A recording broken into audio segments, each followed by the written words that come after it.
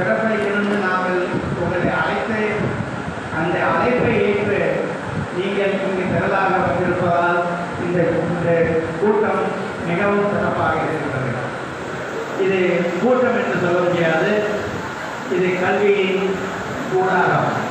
இந்த கல்வியின் கூடாரம் நாளை நமது சந்ததியாரின் முன்னேற்றத்திற்கு ஒரு அடிக்கல். எனது முன்னாடி இருக்கின்ற நீங்கள் உங்கள் யாரையுமே நான் குழந்தைகள் 10வது வயது படித்த குழந்தைகள் 12வது வயது குழந்தைகள் நீங்கள் நாளை இந்த நாட்டில் வரப்போகின்ற ஒரு ஐஏஎஸ் அதிகாரி, ஒரு மருத்துவர், நிபுணர், ஒரு என்ஜினியர், அந்த மாதிரி முன்னுக்கு வந்து உங்களுடைய சேவையை சமுதாயத்திற்கு ஆற்றுவீர்கள் என்று முழுமையாக நம்புகின்றேன். உலகத்திலேயே மிகுந்த சிறப்பான ஒரு குடும்பம், ஒரு அமைப்பு அமைய வேண்டும் என்றால் அதற்கு அடிப்படை காரணமே கல்விதான்.